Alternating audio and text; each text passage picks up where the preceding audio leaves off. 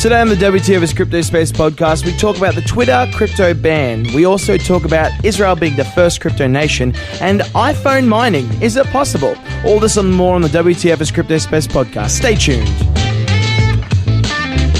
You're smart. You know how to listen to a suggestion and make your own decisions, right? We're just two Aussie brothers talking shit about cryptocurrency, so do yourself a favor. Research the topic before doing anything financially. Now for that banging intro music.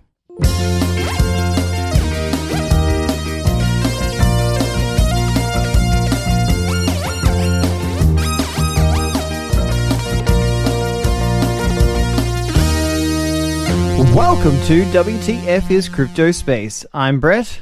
And I am Chad. This podcast is all about the crypto space. Shout out. Chad, huge week. Massive week. Thank you guys so much for being supporters of this podcast. And also, this is the time that we're going to mention where you're from. If you guys want to represent, now's a good time to say, hey, I've got this really cool podcast that you might want to listen to about cryptocurrency. Say it's WTFiCS CryptoSpace, and then share the love. But today we're going to present who is showing the love and shared it throughout their country. Brett, go. Okay, so huge thing. We had some people from Thailand and Serbia and Russia Federation. We've had Karabi in Australia, Cleveland in Australia. We've had Morningside in Australia. We've had, I'm going to have this gone. Just go for it. Just hit it like you're hitting the last word. Go. Nizhny Novgorod, Russia Federation. Yay! Nizhny Novgorod, the Russian Federation. I'm you really didn't listen sorry, to this I butchered that. Listen, guys, you didn't listen to this podcast to hear linguistic adventures, but you found one here anyway. Brett, we want to thank everyone for saying hi. Don't forget, you can share this with your friends, your family, all that sort of stuff. Share, because we've got a bank of episodes that you guys can listen to. But today we're going to do some topics about Twitter. Brett, our topics today: Twitter is set to ban many cryptocurrency ads. Israel steps towards cryptocurrency support? ? And cryptocurrency mining on the iPhone. Can I say I just like how you had to put the question mark in there? Well, it says question mark in my copy, so I was like, question mark? But it tends to be every conversation I ends up with a little high anyway. All right, so let's start off with the Twitter ban. There is a war, social media war on crypto. Yeah, and there's a guy called Emin Gu Siriri, and if I messed his name up, I don't care. These scams are Please getting feel out free of to hands. write in and tell us how badly we said anything. Absolutely. We'll give you the Twitter in the description because I think he's a bit of a somewhat person. He says these scams are getting out of hand. At Jack, at Twitter, if you detect this kind of brazen scam, what hope do we have of improving your platform? Now, this is an article about Twitter and banning advertisements. According to Sky News, it will take effect in the next 2 weeks. That's as this recording, which is also in 2 weeks' time when you guys hear this. It's blocking ads for initial coin offerings. It's blocking token sales and cryptocurrency wallets. So basically all advertising for cryptocurrency they're going to try and ban. All right, so I've got two thoughts, Chad. Yes. Okay, so for starters, the first thing is that Facebook and Google have already imposed or similar bans. Okay. So the good thing about this is that groups like BitConnect and other etc. Scams will legitimately not be able to participate or go after unsuspecting people. Now, the email scammers and things like that, there's still plenty out there. Wait. What are you talking about? You're talking about my Nigerian friend, the king of Nigeria. Well, that is amazing that you don't see the Nigeria scam as much anymore, but you are seeing Bitcoin-related scams. There are tons. Yep. There are at least 5, 6, 7, 8 different scams that I've seen so far about Bitcoin via email. And I get a copy and I get people to send them to me. What did I see the other day? I saw something from Telstra and then Optus and someone else from like APC or something, the insurance company in Australia. Like there's a bunch of stuff. So it's like, hey, why don't you click on the email and see if it's not scribble at scribble.com instead of Telstra at. Look, the safest thing, guys, is always move your link over the top of it. Yeah. move your cursor over the link before you click it so that you can tell where the URL is actually going. Just a nice little IT tip there for you. Exactly. Now, the good thing is, look, they are blocking some of these ICO ads, and that's fine. But the thing then becomes, you've got, as you continue out there in the cryptoverse, it's sort of an understanding of that some of these accounts being cancelled will actually lead to an increase in traffic on Steemit and on DTube, both of which are crypto-related platforms. That's DTube, not RedTube, for anybody out there being naughty. All right, so Brett, we're going on to the next article, which is Israel. Israel steps towards cryptocurrency support. With a question mark at the end. So look, they want to classify themselves as the startup nation. The startup nation. After having, hang on, we'll play on that. In a world where nations start up. This summer, crypto will take over. This February 2018, you will get partnered by Microsoft to build a powered platform. The precedent has been set. Sorry, it sounded like I was constipated on the toilet. The largest bank, which is... Hey, Chad, rest in peace, Don... No one gets that reference. Hapovalim, that's how we pronounce that.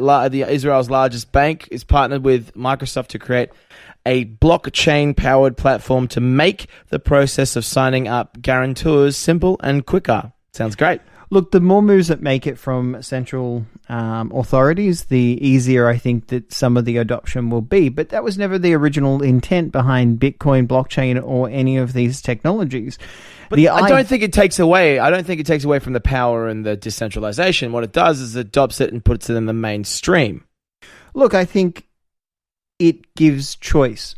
And one of the things that's really powerful about the whole of the crypto space is that we have over 1,000 different choices. If you don't like the tool that you're using for that particular software, it's like when you say, okay, you know what, I think I'd like to edit some video content.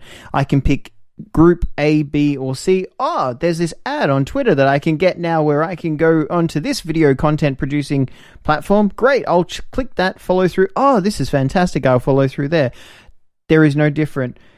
Cryptocurrencies and also blockchain technology, there is a variety of different applications for problems. Some are trying to solve a problem. Some think they're trying to solve a problem, but that's okay. But the good thing is, by promoting themselves as a more relaxed,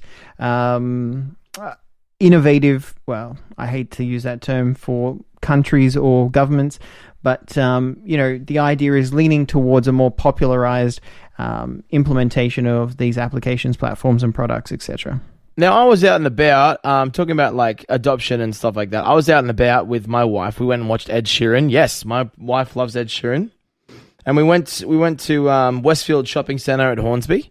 We're staying out there. And Boost Juice. I'm going to show you a picture on the feed, and Brett's going to post it into the actual our program. But in Boost Juice, and if you're from Australia, Boost Juice is a sugary, supposedly healthy drink that people drink in Australia for health nuts because they wear healthy things. But they decided something very good, which was they decided to get in on the Bitcoin game, offering with every Bitcoin, with every drink, a Bitcoin voucher that you could enter in to their website and actually say how much it was going to cost on the day they drew their draw and how much Bitcoin was actually going to be. So it's with competitions, like back in the old days, arcades were the first form of computer games, and accessible computer games. And then we now have home consoles. I think this is the same thing.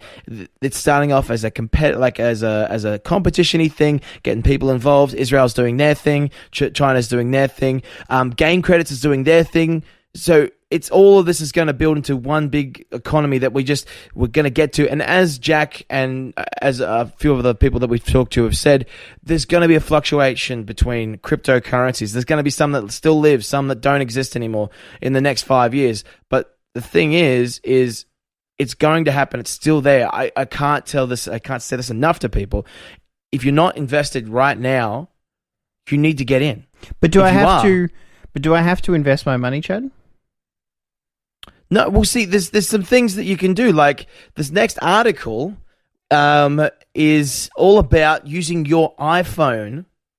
It's actually a video. Your iPhone to mine cryptocurrency. This blew my mind. There's a 7-minute video we're going to post in the podcast description on the website and also in the podcast description if you want to click on your app and have a look at that. If you're on YouTube, before I say anything more, smack that like button, say hi, leave a comment. We always say hello and we comment back. We always do it. Because we have nothing else to do but talk to you guys because we love you. But the cryptocurrency mining on iPhones, there's a way of going to the GitHub. They've got it on this video.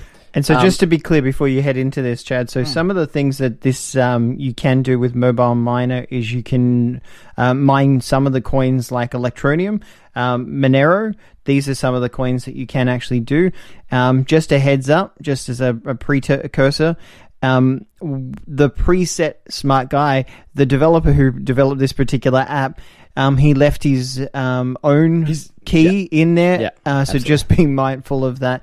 Chad, take it away. Yeah, so when you're setting this up, there's a few processes. You either can do it and save it as an IPA, which is iPhone application, or you can go to Xcode and load it in from the back end. The video explains it, but what's interesting about this is that it's CPU.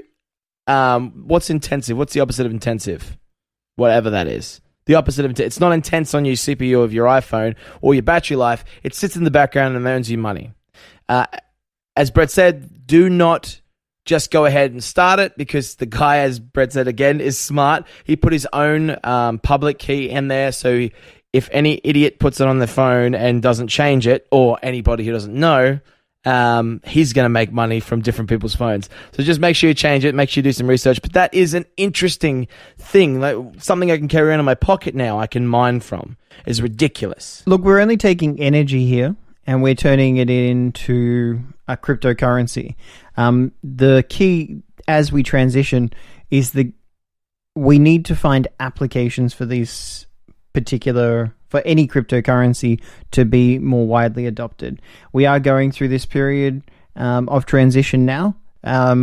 This is a great time to take stock and consolidate, but like Chad said about mobile mining is just an option, or mining cryptos, for those newbies into the wave that's just come, just be mindful. You know, this is a journey. This is a transition. You are going to have peaks and troughs as the demand in any cycle occurs. You are going to have others that are in the future that are going to be significantly painful. And this is because we haven't actually, I've said this before, I think the prices of some of these cryptos are actually not expensive enough. Yeah. Well, they are, and that's just great for anyone who's an opportunist and needs to get in now. It's a good idea. I also I want to say that as a disclaimer, this is more of a proof of concept. You're not going to get rich out of mobile mining, but it is a proof of concept and it is an interesting thing, even just for a thought experiment. The fact that this is possible and our phones are actually capable right now is incredible. Not can only connect it to you, it can connect to you earning money. That's not just you doing anything, but your phone doing it for you. Look, I do have one only thing to point out, Chad. It's great that these sort of energy or high energy consumption things are happening on the mobile devices, but the key is that a safe activity, and whether or not that activity is exactly what that's designed for. But then we run all these games in the background that are doing exactly the same thing. And also the CIA is running stuff on your phone. That's why your phone dies really quickly. Where's my tinfoil hat? Ladies and gentlemen, thank you so much for listening to this podcast. Like us once and comment in the chat below. Brett, we have our Twitter. WTF CryptoSpace. Brett, we have a Facebook group. CryptoSpace. And Chad, yes, we have a website. Yes, we do. It's WTFcryptospace.com. That's WTFcryptospace.com. Also, click subscribe to this podcast to get your weekly podcast updates from us, Knuckleheads, and you'll get it in your podcast feed every Wednesday, 9 a.m. Australian Eastern Standard Time. But until next time, I'm Chad. And I'm Brett. Let's get excited about the crypto space. The transition has begun.